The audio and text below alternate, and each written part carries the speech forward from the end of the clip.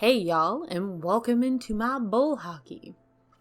Things are looking up a bit on my end, and while I'm still actively flaring, some of the measures I've been meticulous to enact have put me in a position where I can do bits of work here and there, and I am so grateful for that. I personally hate feeling like I can't get anything done, and even if it's little bits here and there, being able to work on things helps me keep my depression at bay.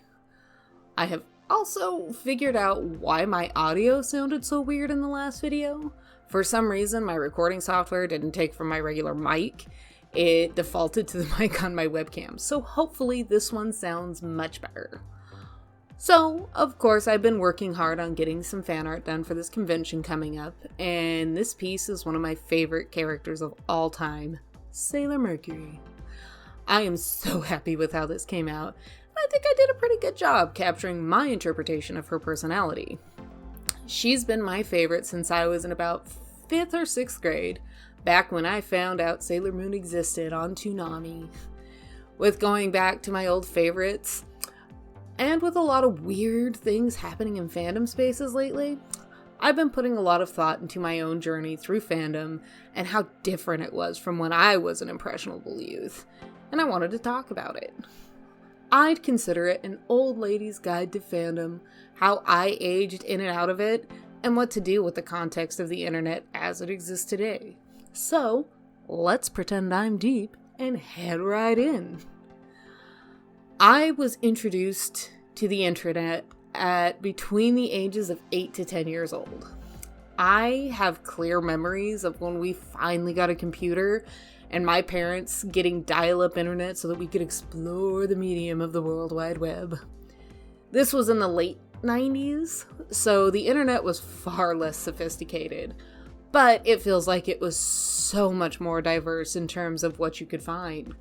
My first minor introduction into fandom was going to Sailor Moon fan pages on GeoCities to print out all of the pretty artwork so that I could hang it on my walls.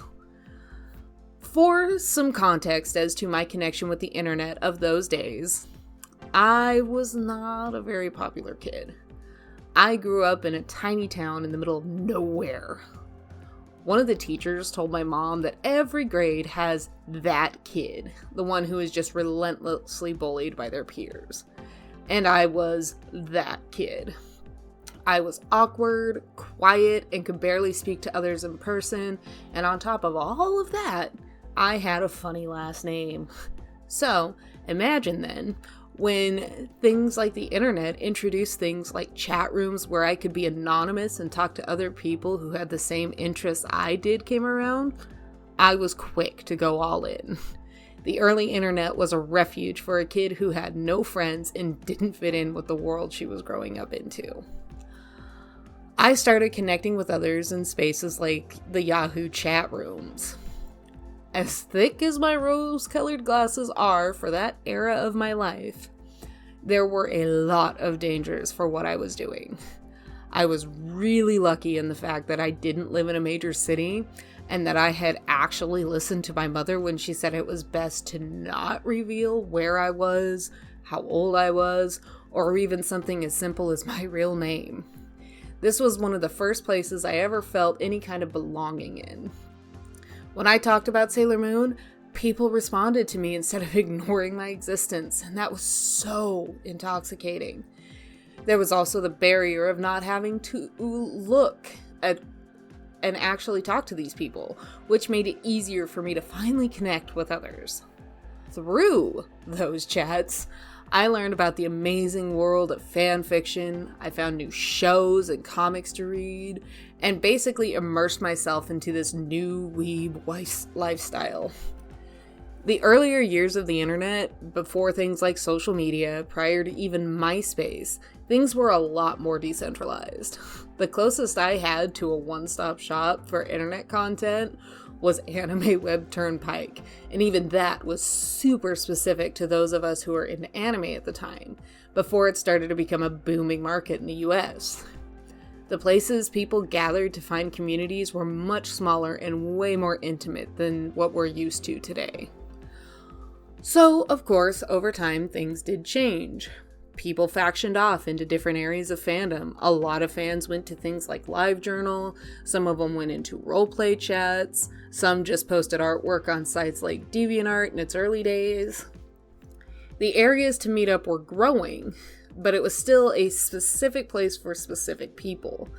Even DeviantArt, which was probably one of the bigger communities of the mid-2000s for fandom that I was a part of, was still really meant for artists and fans. The community was large, but still far smaller than any current social media platform. Most of my communications with others in fandom in my preteen and teen years were through platforms like AOL Instant Messenger, fanfiction.net, and DeviantArt. There were many other ways to communicate, and so I was dealing with a smaller swath of the fandom in general. There were less dissenting voices in the groups I became a part of, and I was encouraged to explore things like my relationship to sexuality, shipping, and interacting with others. And oh boy, was I a cringy teen. I wrote so much bad fan fiction and I drew so much weird fan art that I am so glad still does not exist on the internet today. Almost every single fan fiction I wrote as a teen has been purged, and honestly, I'm kind of glad about that now, but having had those experiences, it helped me grow as a person. Cut to when social media began to make its way into our lives. I personally wasn't an early adopter of sites like Friendster or MySpace. I didn't have a MySpace until I was coerced into it by my college roommates in like 2006. This was when things started becoming more centralized. We were suddenly meeting up online on MySpace, giving out our thoughts on Twitter, and soon making long, meaningful posts on Facebook. With Facebook, though, I began to see a change in how we were interacting. I started seeing people being much more earnest about their opinions on things, and with these came more arguments between those of us who disagreed with each other, and this became even more heated in the fandom arena. Now, there were some major contributing factors that didn't entirely relate to the internet and social media that changed things, in my opinion. Firstly, in the early 2000s, anime started to gain popularity in the mainstream, and with this popularity came demand. I went from having to order any anime recommended to me from eBay and sending off money orders in the mail to being able to buy manga at Barnes & Noble and anime at Suncoast. Suddenly, we were getting into these huge influxes of older work from Japan, and some of these stories came with depictions of characters and relationships that have not aged well. And a lot of us younger fans of anime at that time gobbled that stuff right up, especially those of us who were big into shipping queer characters. We didn't have a whole hell of a lot to choose from, so we couldn't really be picky on what kind of relationships were depicted, just that they were. I personally read and watched so much media that I now would actively avoid, like Gravitation, which was hilarious back in the day, but it is way bad. There was also the rise of conventions around this time. Fan conventions had been an essential part of fandom for many, many years, but at least from my memory, it wasn't until the mid-2000s that they started to take hold in the popular consciousness. For a lot of us youngsters, this was the first time we'd get to meet others who shared our passions in person, and it was incredibly intoxicating. The first convention I ever attended was Anime Expo in 2006, and the sheer amount of people there just floored me. These conventions were also where I first started seeing discourse about the fandom in general, and it really started to take hold because people with differing opinions were all gathered into the same place. Of course, there had always been disagreements and fissures in fandom prior to all these things, but they were always so much smaller in scale. I've recently been watching all sorts of videos about the dramas in the internet and by so many different creators, and even most of the ones that happened when I was most active in fandom as a teen and early adult, I have no real memory of. I think that is what's most fascinating to me about the early internet fandom. Even the biggest dramas were so small in scale that even I, someone who was steeped in the internet at the time, hadn't heard of them. I think the late 2000s was where we started congregating way more on the same sites and platforms, and thus we started being exposed to more people with differing opinions to ours. By this time, I was a recent college graduate, and I had to step away from fandom in a big way to keep my head above water financially, so I missed out on a lot of the conversation, which I do somewhat regret. I entirely missed the Tumblr era of fandom. I didn't own a computer for a good few years because I just couldn't afford it, and I didn't actually start using smartphones until around 2010 or so. As someone who's been trying to weasel my way back into fandom since about 2017, I have noticed a huge difference in what the fandom environment looks like now. I definitely feel entirely out of touch with where we are, and I don't like that everything has turned into this either you're with us or against us on such weird and nebulous stances. I think on the internet in general, we have lost the entire concept of nuance and empathy in order to feel more morally superior to those who don't agree with whatever hot take we happen to have. Even now, as I do things like stream on Twitch, I use the platform like I did the messenger chats of the olden days to build friendships and community instead of trying to amass a giant following. I really don't know how to use the internet to speak at people instead of with people.